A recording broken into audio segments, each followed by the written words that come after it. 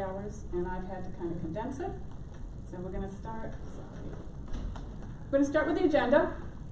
Going to be covering, what are the benefits of having a consistent process, and then get into how do you build that consistent hiring process. We're going to talk about resume screening process and techniques. Now, if you're using a recruiter, they're going to be doing some of this for you. But a lot of smaller companies don't take advantage of recruiting resources because of the cost. Core interview skills, specifically around behavioral interviewing, and then the decision-making process. Okay? So, quick question. What is the average cost to hire an employee? Now, this doesn't mean recruiting costs. So this is just internal costs to hire an employee. Depends on if they're a good employee or a bad employee. I think it's 4. That's just to get them in the door, okay? I think it's 4. It's very expensive. You're right, Koga. It is. Now this is a little dated. It's probably about 5 now. But it's expensive because you are spending time, and your team members are spending time screening candidates, interviewing them, and then probably assessments and credit checks and all of that costs money. So it's a good thing if you have a really good process while you're spending that money, that it's going to be beneficial to a great hiring outcome. So what are the actual benefits? First of all, higher retention rates. If you get the right person in that fits the position and the skill sets and fits the culture, they're going to stay longer than a misfit. All right? Next one, consistent measurement. If you've got a process that you stick to, you can measure candidate A and candidate B consistently against the criteria, versus having an interview where there are different questions for different candidates and maybe different steps. You're going to be able to have a consistent measurement when you come down to making a decision. Speed of decision. Somebody, I think it was you, Dennis, said, well, we're pretty slow to making some decisions. This one I can't emphasize enough. Speed is really important these days. Great people are not going to be hanging around for 3 weeks waiting for you to make a decision. One of the things that I recommend to speed that process up is if you have multiple people that you want interviewing the candidate, have them all in the room at the same time. Number one, you're going to hear the same thing, so when you get together as a group, you're going to be able to talk about it in a consistent way of what you heard the candidate say, okay? But it also will shorten the decision-making process up. Really, really important. Continuous improvement. If you've got a baseline process, you can re-look at it, do lessons learned, and tweak the process as you move forward. You can't do that if you don't have a baseline. And then obviously it's repeatable, and finally, it's going to increase your success rate. So those are the benefits. All right, so how do we create that process? Well, there's several components to the hiring process. First of all, it's attracting those candidates. So right now, how do you get candidates into the pipeline? Who here uses like a Monster or a Career Builder or something? We use Indeed. Indeed? Yeah. Anybody else using those kind of platforms that are onerous? We're more word of mouth. Mm-hmm. We use into our networks. Mm-hmm. And I would say that is probably the most effective. Okay. But the issue is if you're hiring a lot of people and you're not using a recruiter, this is a way of getting a lot of resumes. The problem is then you have to screen them, right? And that's where you have to narrow the field. Let's see, who said you've used Indeed? Yeah, I Okay. use Indeed, yeah. Okay. Used it multiple times. It's That's- worked out okay. But Not how bad. many resumes do you get? Oh, I get like 700. Yeah, exactly, right? It's a waste. It's a It's a lot of work. Screening Right. them is a lot of work, yeah. Exactly. And I believe some of those, I have not used them, but I know a number of clients that have, that they have like filtering. I mean, things, right yeah. away, I look at the number of years experience. I've asked only for 3 years. Someone is around 20 years, I reject them right there. Right, There's right, no other yeah. way to, yeah. Yeah. So, very time consuming. Then there are consistent interview questions. You want to have a set of interview questions that you ask for the same job position, time in and time out. That's the only way that you're going to be able to measure those multiple candidates. Okay? Then assessments. I assume everybody here is in technology, so you're not worried, but interested in somebody's technical skills. So I know that oftentimes there'll be tests that you can give individuals on Java or whatever, but assessments are different. This is getting at the underlying behavior and personality. Does anybody use those currently? What do you use? Clifton Strengths. Excuse me? Clifton Strengths. Okay. Oh, the Strengths Finder. Okay. All right. I'm not sure that that is validated for hiring. So just be careful. Are you talking about DISC? Oh, DISC isn't. Myers-Briggs isn't. So be really careful when you bring an assessment into a hiring process that it's been validated for hiring. Okay. You can get yourself into trouble. Okay. And those common ones like DISC and Myers-Briggs aren't. And I know I run into a lot of companies that use them. I'm like, nah. Okay. So assessments are really important, especially I heard sales. There are ways of identifying those kind of key behaviors that salespeople should be bringing to the table, like goal orientation, those kinds of things, determination, that an assessment can uncover. And then a scorecard. We'll get into the scorecard, but it basically is a scorecard. You write down the name of the individual, you've got the skills that you're looking for, you rank them 0 to 3, etc. Then you bring the people together that have interviewed and make a decision. Okay. So let's talk about attracting candidates. How do you attract candidates, especially when you're like networking, but also on a job board like an Indeed? How do you get them excited about the position and your company? How do you stand out? I think the name of the company, the first thing what people do is, they look at the name of the company and then they Google, right? Mm-hmm. And then they run into our YouTube channel and they run into our Facebook page, and we've done pretty decent, And they thought probably go to leadership. Glassdoor. Yeah. Glassdoor, yes, Glassdoor, Yeah. yes. Mhm. Yeah, we monitored that. We got some couple of bad experiences where, Mm-hmm. people didn't articulate. They just, throw something out there because they got pissed at something, and then we got to go and tell the story. Hey, this is what happened. Right. This is what, yeah, Mhm. Glassdoor.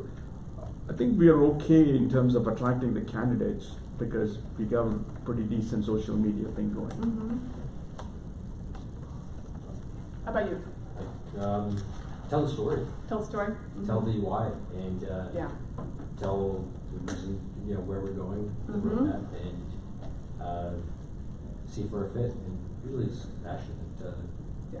comes after it. But I think it's also just the place that I'm having difficulty is the assessment. And, people oversell themselves sometimes, and Mhm. sometimes it's just not a good fit between each other. Yep. But sometimes it's just difficult to find those what you're actually looking for. Right. And but, I will get this on the board, I just have the Right. previous meeting, so Yeah. thank you so No, much. okay. So here's one of the things that I see happen, and that is companies will put their job description versus a job posting up on Indeed. What's the difference? Okay. So, job description is really an internal document, and it describes kind of the performance and tasks that that individual has to do, okay? Whereas a job posting is a sales tool. It starts out with a great story of your company, and then it gets into the impact that that individual is going to have in that company. So there's definitely a difference. Okay.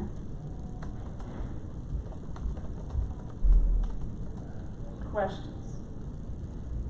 We start to go through why, just like you meant. That's how we don't go into the job description because we're so, the hierarchy is so flat that people are probably going to be working well beyond that description.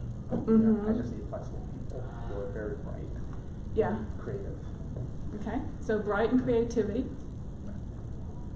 Yeah, So in those are the, great. in the startup, it's always be flexible and be ready to wear multiple hats, right? Right. That's very, very important. Yeah. Cannot only do sales, you've got to do marketing, you've got to, I mean, if we got a big order, everybody, let's start putting everything together and you know, Right. that happens sometimes too. Yeah. So the question would be, if flexibility is key, Yeah. what kind of behavioral questions can you ask that will uncover Okay. their flexibility? So that's part of the assessment? So, Is that, yeah? No, that's about the behavioral. Yes. Behavior, okay. so like, would you ask the question, tell me about some event where you've noticed something out in your job or out in the world or on a sales Right. that you acted on, you took the initiative to follow up and, you know, whether it Yeah. panned out or not, but. Right. So we'll get a little bit more into behavioral questions, but in that situation, you want to make it the question, you know, tell me about a time or give me an example of, and then you want to make sure you're not leading the witness. So you don't, you put in something, there's some descriptor that you use that kind of assume that they did that. So I named it, whereas I don't need to name it, I need them to name it. Right. Okay. Okay. Yeah. So there's, I think where she's going this, the difference between the job posting and the description, if the specific hard skills aren't as important as the aptitude, the attitude, and all that, then you lead with the, you know, hey, are you bored where you're at? You find out what you identify what their pain points would be, and that's what you lead with in your job description. Right. And from that, you say, hey, if that's the case, here's an opportunity for you to grow, to do these things, to be challenged, to be excited, to make a difference in the world, whatever those may be. Okay. And then you set your interview process and such to it. Okay, so I'm trying to figure out what their situation and where they're stuck and how we might be of value to them as they might be of value to us. So just trying to find that common thing. Yeah. Okay. Yeah. Makes sense? Okay, cool. All right. Sorry to. No worries. More the merrier. All right. So you've got all your applicants. Now you got to start screening and narrowing the field because you're not going to be interviewing 70 people, okay? So how do we do that? There's those filters that you can put on the Indeeds. I would, if you're still getting a lot of resumes, I would review those filters and figure out how to lessen the number of resumes that you're getting. Now, as you grow, you're going to have your own HR person who's going to be doing this for you, right? That would be so nice. But until then, you've got to get really efficient in doing this. Remember back to, condensing the time, and, there might be people on your team that you can maybe delegate this to, the screening process. It's a great development opportunity for that individual. Give them, you give them guidelines, and they can go through those initial screening process. Oops, sorry about that. Then there's the phone interview, and we'll get into the phone interview in a second. So the initial screening, just quickly, is I've got a little worksheet. So there is what I have clients do is a filters worksheet, and this requires some instruction. This is not clear. So if you do have a job description that you brought with you, I'd ask you to take a look at it. And I believe, let's see, we've got one person in the room right now that's got one. Hugo, right? Is anybody else? I'm not gonna let. Yeah, don't. I'm just sitting here and be quiet. Yeah. All right. So there's this filter worksheet. Then there's the application. You should have. Does everybody have a job application that they use when somebody comes in, fills out a job application? No. No. Okay. All right. I'm going to have Josh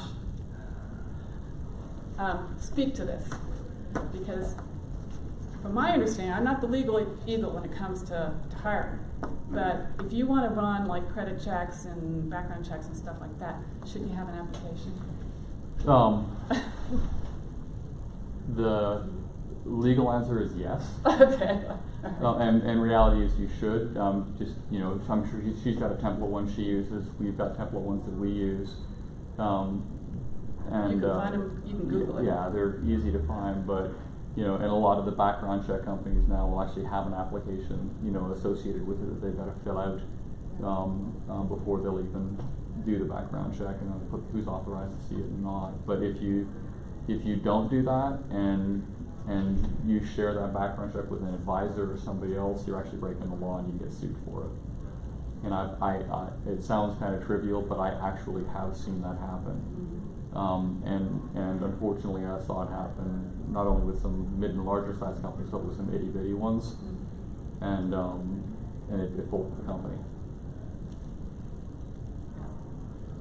Do you need to do an application when you're finding candidates in your network?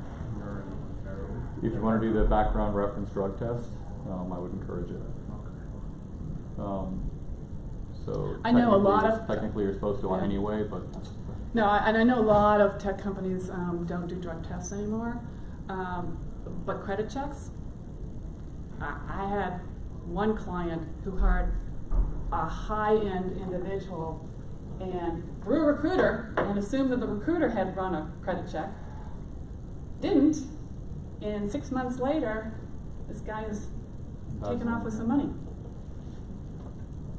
So that one I would definitely run. Yeah, there's standards to what background checks you have to run. Anyone who's dealing with cash, money, finances, specific information, you want to run that on. Anything that can be used for identity theft. So, but my suggestion with all of our clients is, and you can back this up, is whatever you're going to do for everybody the exact same way. Yes. If you don't, then somebody can claim discrimination, and and you'll lose. Just you will lose. Exactly. Yeah. Good point. What if you're improving your practices over time? How do you incorporate that? Like a credit check? I mean, maybe you're doing it a different way. You're doing A, B, C, and D, but then you figure out that C isn't really a filter that you actually need, so you implement E. So is that similar in this case, that you may or may not need to run all these applications again because everybody needs to go Oh, I see what you're saying. What? Again, I'm not legal. I mean, I would suspect that if you made the change, from then on forward, all the applicants need to go through that change. Okay.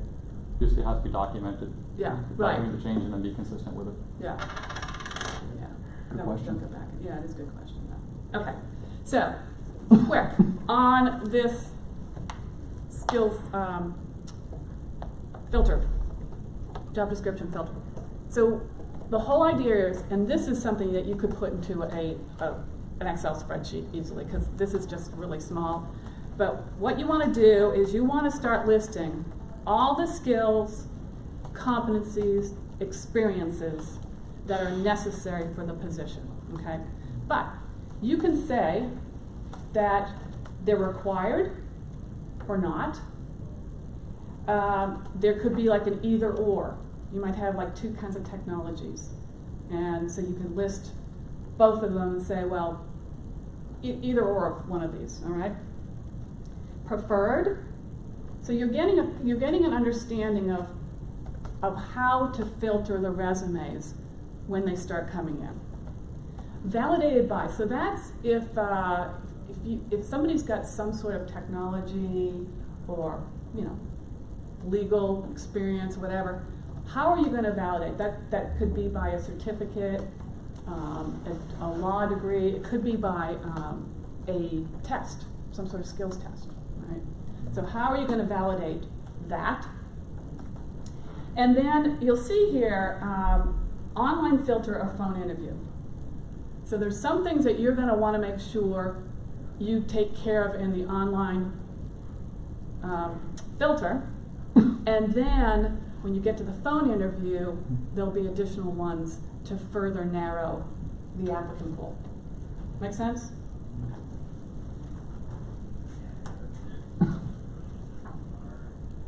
So, Pugad, if you took your job description right now, what would be one or two required skills or experience? I mean, it's looking for a sales superstar that's very good over phone calls, right? Has a great work ethic. I mean, is it the skill set or Yes, is it so I would want, so here it would be, I would say experience, right? What kind of experience? So following up with prospects several times throughout the sales cycle to ensure their requirements are being met, presenting and demonstrating the value of products and services to prospective buyers, compiling and analyzing data to find trends, developing sales strategies, staying current on company offerings and industry trends, maintaining a database of contact information. We have something called HubSpot Hygiene. The CRM, that's CRM, pretty. all right. And then, So it's experience using that. Is that a preferred or it's all required? must. This is all must. Yeah. Those are all must. Yes. Okay. Yes. All right. So you're looking for an experienced person, right? You don't have the capability or resources to hire to train somebody. Not for this position. Yeah. Right. Yeah. Okay. Yeah. All right.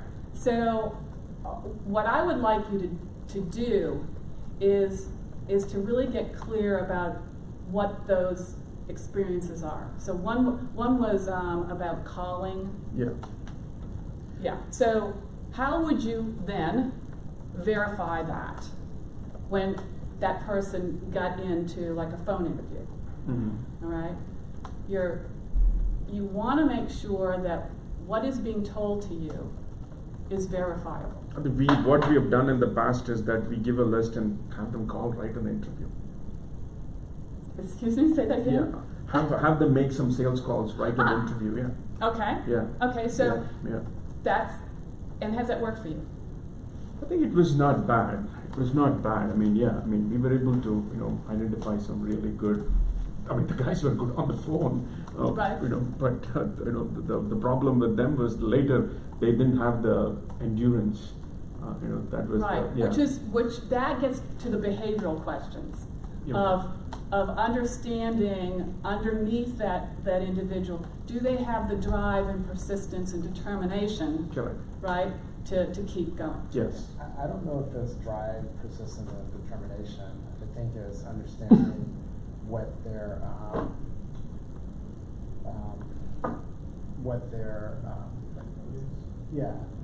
underlying motives. What do they?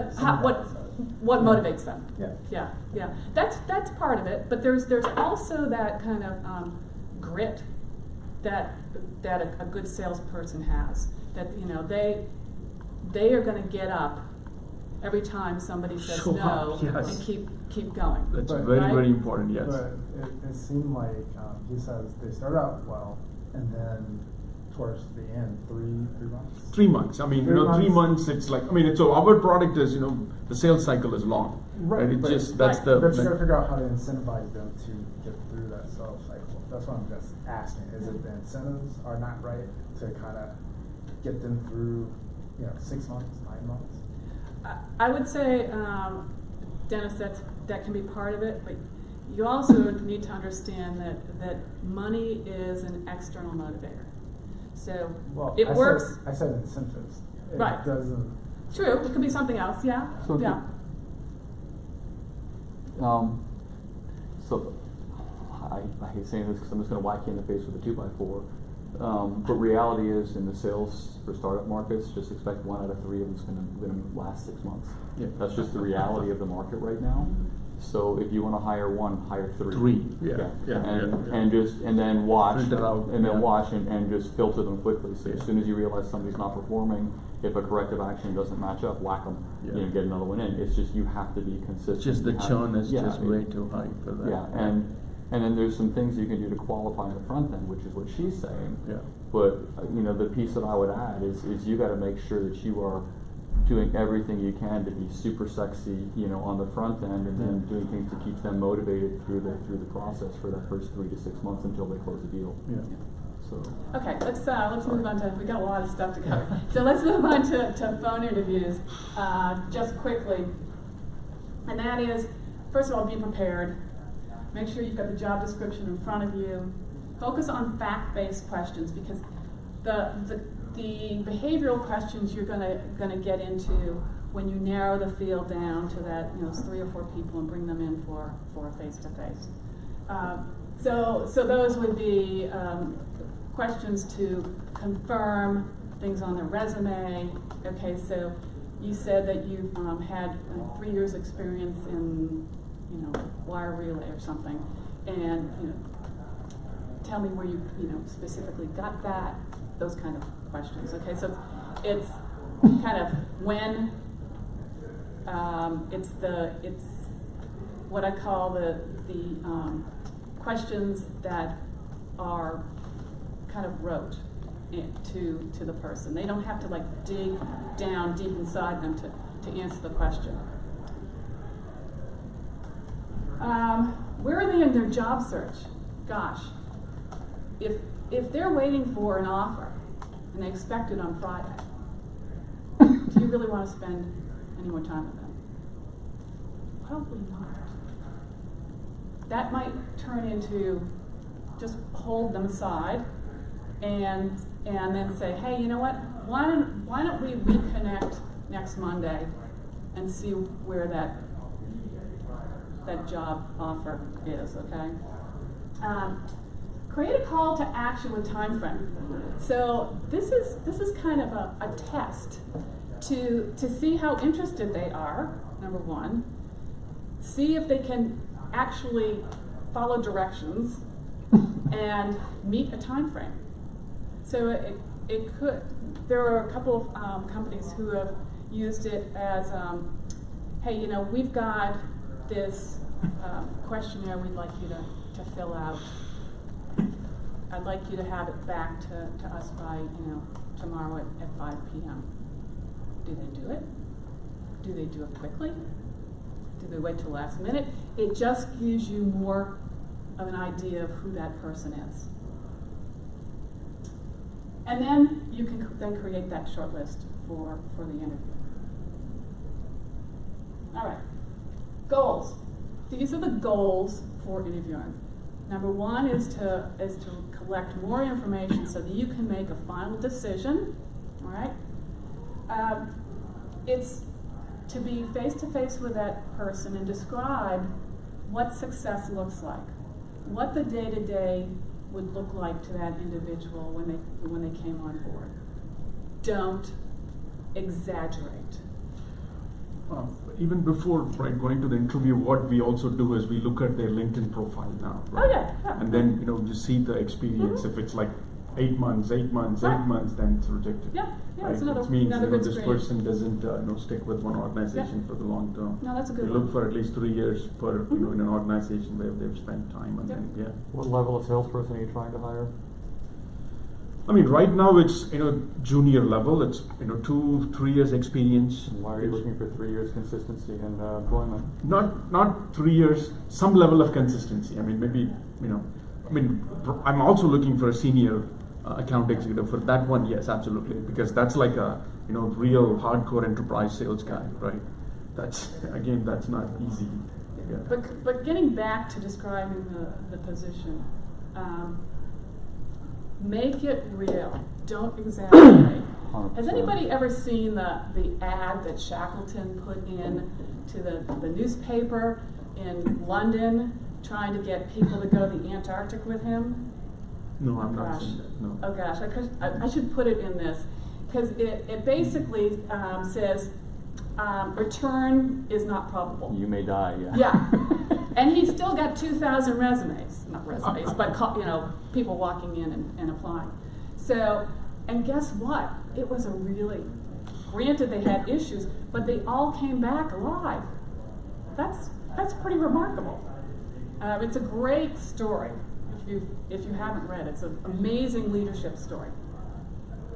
So the whole point is to manage expectations. Exactly. Okay. That's exactly right. Yeah. Yeah. And the lower you set them, the easier it is to blow them out of the water. That differential, Yeah. that differential makes a difference. Right. Well, We want high is enough. this- We want high enough to like draw them in, but Right. low enough to where you can exceed their expectations. Right. You want them to Exactly. thrive and be successful.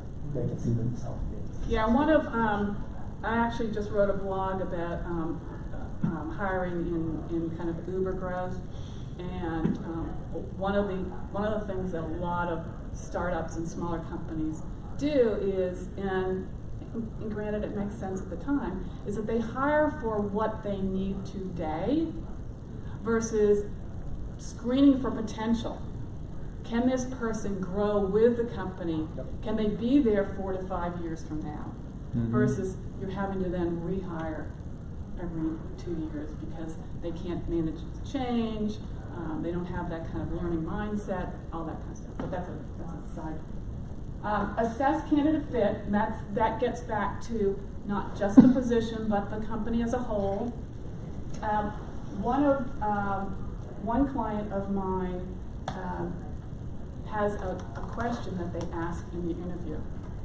And I sat in on this team panel interview. It's a fintech company, pretty large here in town. And my eyes almost popped out of my head when they asked this question. What's your favorite swear word, and how do you like to use it? And so afterwards, and the guy answered it. And later on, went back, spoke with the CEO. I'm like, what was that about? He said, well, we have a culture here where there's a lot of swearing going around. And we want to make sure that people coming into this organization are comfortable with that. And guess what? It works. Apparently, they had several people that self-selected out because they, didn't like the question. And I was like, that's brilliant. So think about your culture and what kind of questions you can ask applicants that will get you to understand whether or not they fit the culture. Right? Answer the candidates' questions, educate and sell, and then of course keep it legal. We've talked a little bit about that already. Okay? There's Please go ahead. There's clearly, obviously, questions you cannot ask. I'm not the legal eagle as it relates to compliance. I know enough of them. I'm sure there's more. So I'm sure there's a resource here that can help you with that if you have questions. So where does the cultural fit come in, in this whole thing? Well, assess candidate fit. Okay. That's part of it. Do you guys have any guidance or anything, any type of questionnaire or anything like the Myers-Briggs for the culture fit? Not for culture fit. That's on Again, you. That's on you as the leader Right. to dictate what Right. kind of. No, everything is on me. yeah, It it is. It is. No, if you're starting a startup, everything is on you. That's a given, right? Yeah, your job So- is to build the culture, Correct. right? And then hire people that fit that cultural I guess my question is, are there any tools that we can leverage, right? On culture, not that I'm aware of. Have you? Just grab a cup of coffee, and I'll be happy to share a few things that will be helpful. Okay. Okay. So here's the process quickly. You gotta know who's gonna be involved, right? Prepare. Oh my gosh, I've gone to interviews, this is years ago, where you walk in and the guy's, or girl, is looking for the resume, totally forgot. It shows you don't care. And you've lost that candidate immediately. Yeah, I remember a couple of years ago, a guy asked me if I had graduated from college. I was like, "You look at my resume?" Yeah, right. I was interviewing for the CTO position at Phillips 66, and they asked me to write something. How does my experience is fungible to what they do in oil and gas? And she told me to write it, and she didn't read it, and she asked me a question about it, and I was like, yeah. wow. Yeah.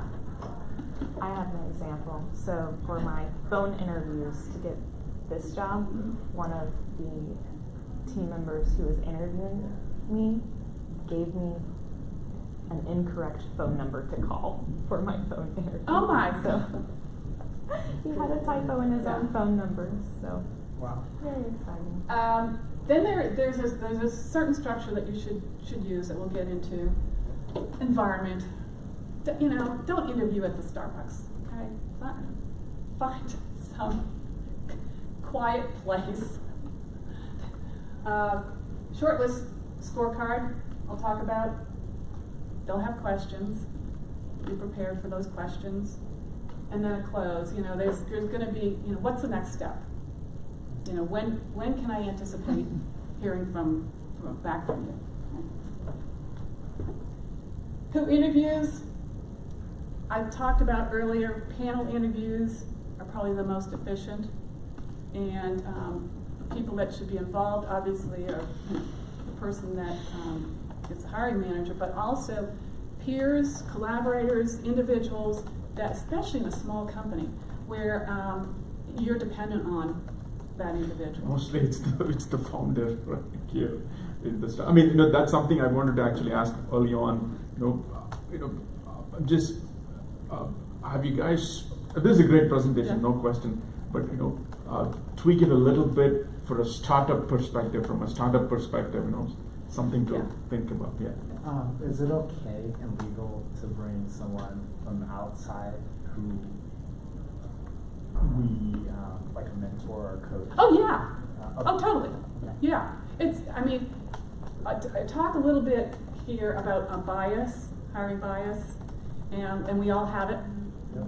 And that would be a great way to bring somebody from the outside that can help ask you as a decision-making group questions. Okay. Yeah. Definitely.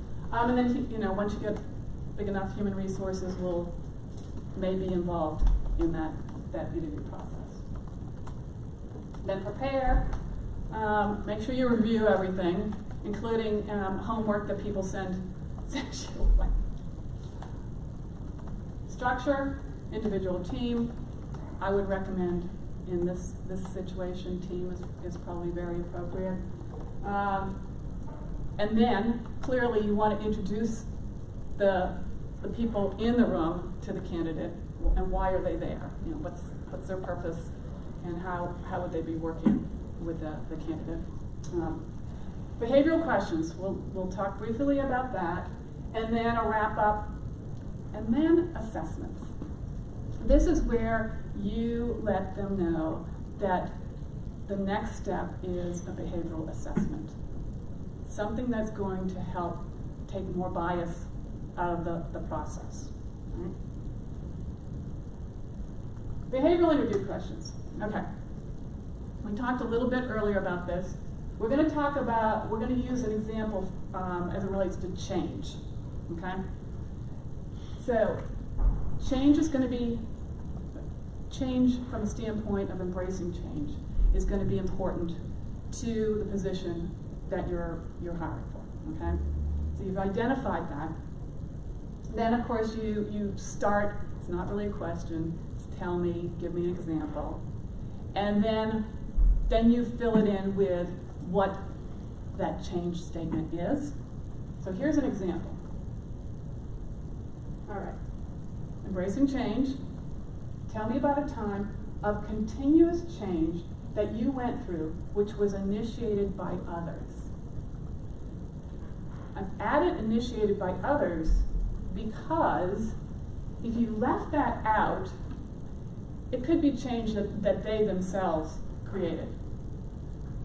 We want to understand how they deal with change that they don't have control over. Okay? I didn't lead the witness here. I didn't say, tell me about a time of continuous change that you went through and how you adapted. Okay? Don't be so obvious also. Right. Okay. Right. Okay.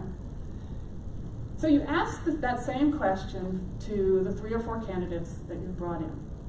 How do you then determine the quality of the answer? Because you're going to get 4 different answers, right? You want to figure out if they have answered it using the STAR method. Who's heard of STAR? I'm sure Josh has heard of STAR. Okay, most young people have heard of STAR because that is a technique that they've been taught to use when they are being asked behavioral interview questions. But that doesn't mean that you're going to get everybody answering a behavioral question like this. But basically, it's situation, what was the specific problem related to change, right? What was the goal, that task that they were going to then head towards? What kind of action, specific steps that they took? And then what was the result? Oftentimes, an individual who has not been trained in STAR will leave off the result. They'll go through the whole thing, but then they won't say, oh, and I learned this, or this was the result. So then you have to kind of coach them. Say, oh, good, okay, so understand what you did. What did you learn from it? Okay, so this is the same thing that you put in your resume. Okay. Yeah, right. Okay. So this is how you then process and listen for the answer, the best answer out of those 3 or 4 people that you're interviewing, or 1 or 2 people that you're interviewing. What does this indicate? Well, first of all, it indicates that they're answering the question, okay? 2, you want to make sure that, like, the actions are theirs, not others, so be listening for that. If you hear the wheeze, Yeah. that's the royal we. Crazy. The royal we's. My husband says that all the time because I'll say, "Oh, we need to do X." He's like, Oh, "You no, mean? no. Oh, you mean me?" No, no, no. Yeah. Yeah. So listen for those. Listen for conciseness. You know, if there are words that are kind of wishy-washy. Let's see, like. Well, like concise, for instance. Well, what is that? Concise to me is different than concise to you. So peel back the onion. When you hear those kinds of adjectives, peel back the onion and say, well, explain to me more what you mean by X. There's also a little piece just culturally.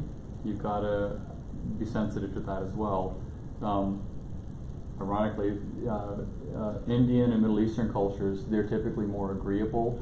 So you have to account for that in the interview. They'll say Yes. we a lot, even if it's them. You've got to really drill in. Mm-hmm. Asian cultures typically they're also very, very agreeable, but they're more task oriented a lot of times. And just getting through that and having them know that they can share things a little bit differently. They don't want to offend. Is what I've typically encountered. Some areas from Black, they come from a more rural area, and so they're gonna sound a little more gruff because they typically grew up in a defensive environment. Getting through those things and accounting for them and just being conscious of them you can find out somebody that may not communicate the way you're expecting them to, actually turns into a freaking amazing person. Right. But you have to account for some of those things. So. Are there any like guides or something in order to just have like a list of things to kind of look out? I mean, maybe not like for black people for this for like Yeah. like this, but like Right. in general, like maybe like regional behaviors or like archetypes that you can kind of like visualize. I would say yes, but the easiest way to get a feel for that is interview about 15 to 20,000 people. And then eventually you start seeing those patterns and you can account for them. So get an HR director. Yeah. Okay, I already talked about the interview environment. That's, it's common sense. Okay, this is a shortlisting interview scorecard. The way I recommend this be used is that everybody that is in, especially in a team interview, has this, and they are scoring during the process, and then coming together and having a discussion when there are gaps. So, for instance, if I felt that candidate one had experience that exceeded what we were looking for, in the second column there, but yet somebody else said, well, it just meets it, then there's a discussion. And you come to and coalesce around what that really means for you as a group. So it's a learning experience as well. I gotta add this, and you can say whether you agree with it or not, but for me, without exception, my clients over the years that use this scorecard have better hires, better conversation. This impacts their culture in a huge way. It gives their people permission to have a healthy disagreement and discuss it and come to resolution. And the retention of their employees is typically significantly better than other companies that don't do this. This one piece. I don't know. Yeah, no, I agree. Does it allow them, like, when you come together as a team and you do a scorecard and you start talking about the deltas in the scorecards, does it lend to better perspective on the candidate from a different point of view? Like, I saw this is why I gave them that, and that's what you go through. 100%. I mean, you allow your team to have a healthy environment and ability to resolve conflict, and that permeates into other things that happen as well. They know they can deal with difficult or disagreements because of this one thing. I mean, this is. I push all my clients to do scorecards, every last one of them. So it's like you kind of build a consensus with this as well, right? Among the people that are coming. And an from understanding interview, of team members' perspectives. Of, gosh, well, exceeds for one person is different than exceeds for another. And I think Pooja is right with the consensus, because every decision that we come to a consensus is always a good decision. Right. And we can always fix it if it's a bad decision, but we all came together on that decision. And getting back to that one client who asked the swear word question, the other thing that they agreed on was that if there were 5 people in the room interviewing, all 5 had to agree that this person should be hired. So unanimous.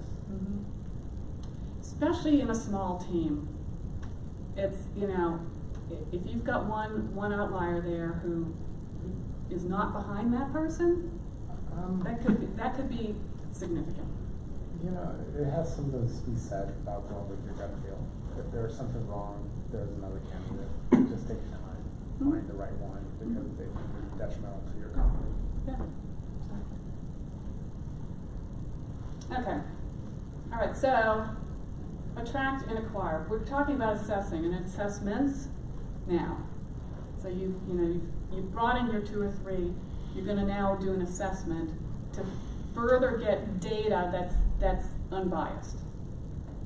And question here is, typical assessments used in the hiring process include. Does anybody know the answer to this one? This is a trick question. All of the above. Well, definitely not multi-rater. Everybody know what multi-rater is? No. 360 Oh. assessment, multi-rater.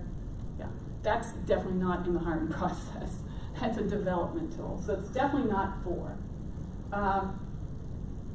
It's actually 1, personality, cognitive, and thinking styles. And personality, there's a wide range, like DISC and Myers-Briggs, that can help in the process, right? And anybody know about emotional intelligence? No. No. Yeah. It's a great assessment, but you know, it generally is not used in the process of hiring. It's more used in development.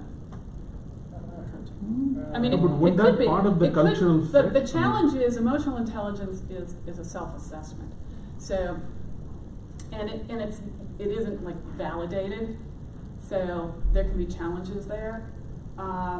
It's not validated, but you have it goes to culture. And Yeah. And position. A position totally. Yeah, if you're, Yeah. you know, Right. you don't want somebody like me in customer success. Right. You know, because I'm gonna say, you're a freaking idiot, you Right. know, why do you keep pushing the red button? Right. You know, whereas somebody who's got a high EQ is gonna be more of the, hey, that red button's what's screwing you up, man, I really think you should stop pushing it. Well, there's a balance. There is a balance, right? Yeah. I had Yeah. a friend who was in my lab in grad school, and he's a rock star. He's intelligent. He's a genius. Super. Yeah. But he's Mensa. an asshole. Yeah. And Oh well, I couldn't hire him. I have a brother who's is brilliant too. He's not an asshole, but he couldn't find himself out of a paper bag. Yeah. I mean, he has no common sense, No, that's and he doesn't. He can't see like emotions and stuff. He's Yeah. just like, whoa. Yeah, I could never bring this guy in. I told him, you know, internally you ruin culture, but I can hire you as a consultant. Right. You can be external. Right. Exactly. Cognitive ability, that's the old IQ. I don't run across a lot of companies running IQs, to be honest. Has anybody gone through an IQ for getting, yeah. There's still some like old school companies that do that, but no. And then thinking styles, that's HBDI. Yeah. Herman Brain Dominance, and ceiling. there's some really neat studies around thinking styles and such that relate to a lot of people in hiring. They typically try and hire like versus dissimilar. Yeah. And what's been found is that dissimilar thinking styles, dissimilar approaches, actually net, and dissimilar cultural differences net a more positive result and have a significant impact on success and speed to market. Complementary, because they're complementary. Different perspectives. It's just different perspectives. They come to solutions and they approach problems differently, which increases the ability to problem solve in an organization. That's why everybody is so big on diversity. Yes, exactly. Yeah. And I totally agree, especially smaller companies. I'm working with a staffing company here in town, and we got about 30 people. And I use an assessment called Business DNA, which actually comes out of Georgia Tech, the research does. And it's validated for hiring. And when I did the initial profile of their team, oh my gosh, they were all a bunch of spontaneous creatives. And there was this one woman, bless her heart, who was an outlier, who was the only one that was planner. And so I was like, so here's the deal, guys and gals. You need to now be very proactive in finding more of her, because that's why you're stuck. Yep. So I have a question on the diversity thing as well. So how do we, right? I mean, you know, diversity is great. We all have different people, but how do we make sure they work together? Isn't that cultural fit? That's again balance, leadership. right? That's all about leadership. Always starts at the You top. can to the top. motivate how much Well, ever you want. And the answer, the real simple answer is you take Beth out for a cup of coffee and you get she's done this how many times? I mean, And Beth helped me through some struggles when I had some potential turnover in my company years and years ago, and her advice That was just a long time. flat out saved my ass. Also, to your point, what it does when you have diversity is you have different perspective, which eliminate blind spots in your own. Yes. That's But and the one thing that, from a leadership perspective, I can say is really, really, really important is that you have to, as from a leader perspective, you have to make sure that anything that's a potential for conflict turns into collaboration. You have to steer that, and if you steer it early, it'll manage itself. But if you don't steer it early, it's impossible to come back from. You got to fire somebody and start again. I mean, it's damn near impossible to come back from if you don't make sure there's a healthy environment for conflict resolution through collaboration versus people bashing each other. Yeah, Cool. I mean, even though I'm leading, where equals will come in, I still got to make a decision that I can live with, but everybody help make that decision. One of the best books that covers this topic, authors here in Atlanta, ex-fighter pilot, Flawless Execution. What's his name? Scott or whatever. Yeah. I can see his face. Yeah, same. Yeah. But incredible book that creates a model in an environment, or has a for a model in an environment that does exactly this. And it's amazing. All right, so why do hiring assessments? Number one, it helps to take bias out of the process. And it gives you data that you can use. Now, hiring assessments, I mentioned the staffing company, for instance. I went and assessed all of the people, but then what we did was we took a look at the salespeople and the recruiters, two big groups, populations, and then profiled the top performers in each of them. So now we've got an assessment with specific ranges in factors that a successful salesperson would have. So when a sales applicant is coming through, they're required to take the assessment, and then we match against those critical factors. And if they don't have goal orientation and determination and independence, kind of that independent, then they don't get in the door. And it just makes it a lot easier, because salespeople, as you know, are great in interviews. they can sound really good, and we've saved a number of bad hires in that kind of process, where it's like, whoa. And there were people that had already been hired in sales where I basically said to the owner, business owner, that person's not going to make it. Can you do assessments at the post-hire? Oh yeah, I have done that in the past. Now, what that purpose would be then is to determine kind of how are you going to work with that individual. Where are the areas that you need to be aware of in managing and leading them? So yeah, you can do it post. This the business DNA assessment, the reason I chose it was that it is cradle to grave. So you can use it for hiring, and you can use it for development and team building. And Right. yeah. People are going to change throughout their life cycle in a company, and often we do this assessment to see whether or not they're in the right Okay. position. So here's the deal with this assessment. It measures your natural talents, Okay. not those things that have been adjusted through experience. So it measures the behaviors that were formed between 0 and 3 years old. Okay. They're not going to change. So what are you predisposed to Right. do?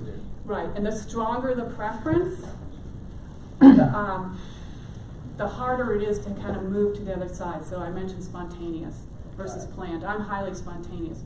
I know through experience that I need to be planned in certain aspects, but don't put me in a position where I have to plan all the time. I'd go cuckoo. It's when you're under stress, you will go directly to your natural. Got it. Okay. I work a lot with execs around stress because of the tendency to move and not be able to adapt their natural behaviors and gets them in trouble. And what was the name of that assessment again? It's called Business DNA. Okay.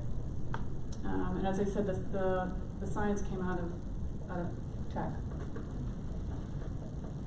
All right. So that's the benefits of hiring assessments. Then we get into selection. So here are things that you need to consider. Scorecard. You've got a scorecard. Review those with your team. You've got assessment results. Review those. Confer with other interviewers if you haven't done like a team interview. And then, are they a cultural fit? That gets back to some of those behavioral questions that we talked about. And then follow up with good candidates that you didn't choose, because you never know. And there's nothing worse than somebody spending, 5 hours with you between the phone interview and screen and stuff. You just have to keep it simple so that you don't get into legal Right. issues. Right. Okay. Yeah. Hey, and you know what? If you've got a Facebook or YouTube, say I hope you're going to follow us. You never know when we're growing. We could have other opportunities. Okay. Yeah. That probably makes sense. All the recruiters that try to recruit, they always Right. touch bases with me ever so often. Yep. Exactly. All right. Rapid recall. There are compelling benefits to having a consistent hiring process. Job description tells, posting sells. Screen process includes good filters and phone screens. Prepare for that interview and have that structure in the scorecard with you. Behavioral questions are really core to getting at who that person is. It's not, people can learn new skills. You can't change behavior for the most part. Meaning, if you've got somebody with anger management issues, I had that. I use another assessment called Hogan, which is specifically for leaders, and it's a much more expensive tool. But one of the things it does is identifies derailers. And this gentleman who was going to be a CFO had like major anger issues, but that wouldn't come out in the interview, right? So, but it was a red flag in this assessment, and so I called the CEO and said, there's something here. How would you go about confirming that this might be an issue? Because you don't want to make a decision solely on an assessment. And so he's like, I've got some people I can talk to, and he confirmed. And so that person was. Yeah, one of the most interesting ways that I've heard is that you just go on a drive with them, just go to a lunch at somewhere and just see how they react on the road, see what their biases are. Do they speed through the yellow light, or do they stop and wait? These types of things, they seem kind of trivial, but it's something that you don't really think about. It's more of something that's kind of core to who you are, whether you're going to stop or you're going to wait. If we see a business opportunity and we have 3 months to capture on it, then are you going to power through and try to get this, or are you going to be let's do some tests and figure out and wait, and then maybe we don't have the opportunity to capture on it. So it's kind of seeing those underlying things. Yeah, I have an accounting firm that I work with, and when they're hiring manager level, director levels, they'll take them out to a ball game, and they'll take them out to dinner, and they'll invite like the spouse, and they want to see how they're dealing in a social environment. Yeah. Again, when I was interviewing for the position at Phillips 66, first he gave me a phone interview. Then we got through that. He wanted to see how I came. Then he flew up to Atlanta and went to dinner. And the whole point of that was to see would I lash out. I mean, it was everything and anything. I mean, he was doing everything to get a response out of it. Oh, really? Wow. No, it's fun. He's one of my great friends. I was like, dude, they're trying to get a response out of me. Yeah. Why? And Exactly. he explained, people are going to try to relate to you, and they may not know how to relate. And how are you going to respond to that? It's not out of spite. Yeah. Exactly. All right. And then timely decisions obviously are key, especially in this environment. Questions? Good job. I got Yes. one. Yeah. Oh, I'm sorry. I'm asking all the questions, so anybody else have a question? You have a question? Yes. It's open season now. I have a tendency to find a candidate and then kind of roll them on through a temporary or contractual thing to kind of get a sense how we work out. And then, is that the best way, or is that? That's a very valid way. There are a lot of companies that do that. Okay. Kind of try them before you buy them. Yeah. Yeah. Do you do it through somebody else as the employer, or are you doing it yourself?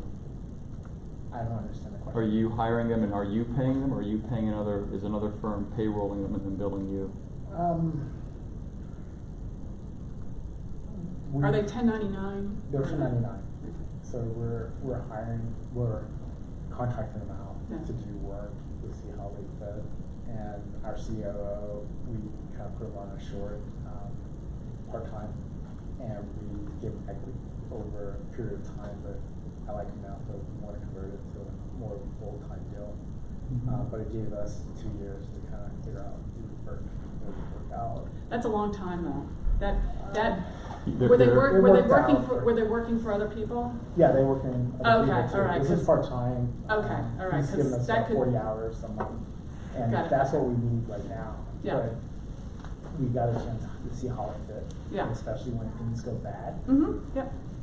Well, there's a certain threshold that you have to watch out in terms of hours and in terms of functions and responsibilities, as well as control over how and where they do work. If you aren't careful, then they qualify as an employee, and even if you are careful, the DOL really doesn't give a crap, and they're going to qualify them as an employee regardless. Also depends on the state. Yeah, well, I was thinking about Georgia here specifically, but it's yeah. California would be worse. Oh, California! It doesn't matter if they've interviewed. They have rights. If they haven't interviewed, they have rights. It's nuts. But yeah, just be careful. I'd review. It's easy to review those qualifications. Just make sure you stay true to them and have it documented. That's Thank you. again another Sorry. legal thing that you want to stay I out of always court. want to know. Right. Exactly. Any other questions? I think coming up. I don't have any. I mean, I think I do have other resources on my website, hiring resources. You just go. I'll give you my card. Just go to my website, and I got you. you will have to. You'll have to give me your first name, last name, and email. I will not spam you. I promise. She has it. Oh. I think maybe I'll ask this question. Yeah. Right. I mean, startups are different, right? Very different. They're not established yet. Right, So exactly. they're still figuring out the product market fit and all that. So how would the hiring process, be? I mean, it's good to be here at the ATDC. Right. Your chances of success are higher, but still, there is a certain element of uncertainty in the startup, right? Until you hit certain milestones. Right, and so, as it relates to hiring people, one of the things that you're going to want to screen for are people that understand that know that there's going to be a lot of potential changes and adaptations within their job description. Yeah. If you're interviewing somebody and they want to know exactly what they're going to be doing day in and day out, And that's all they'll be doing. That's a well, yeah. right, exactly. Yeah, it's again getting those behavioral interview questions in place that would be helpful. Do you do the behavioral interview immediately after you kind of create a short list for that? Yeah. And then it has to be almost immediate so you can get back to the interviewer in a timely fashion. Right, obviously, yeah. But yeah, do the behavioral interview, and then assessment, and then make a decision and get back to Do you have somebody else do the behavioral interview who does that? Is there a service for that? I train people on how to do them. Most managers, leaders have never been trained on interviewing at all, right? Yeah, in fact, I think I found a YouTube video from Stanford University, the MBA class, and they were talking about it, that they had never been, through their 2 years of training, hiring, interviewing was never part of their training. Well, it's ironic. It's kind of two blind people running around trying to find each other because nobody really trains on how to interview well to get the result needed. And there's absolutely Zippo training in terms of how to interview and go about a job search as well. So I mean, it's the blind leading the deaf in a lot of cases. How much does it normally cost to use a service like you to find the right candidate? Oh, that would be $1,000,000. he's the one that does the recruiting. No, I mean, He's the one that does the recruiting. well, the question's valid for you though. I mean, I'm easy, but Yeah, but what you do is really, really valuable to set the foundation, because culturally this sets a foundation on who you'll hire and how they're going to interview people as the organization Right. grows. So that don't.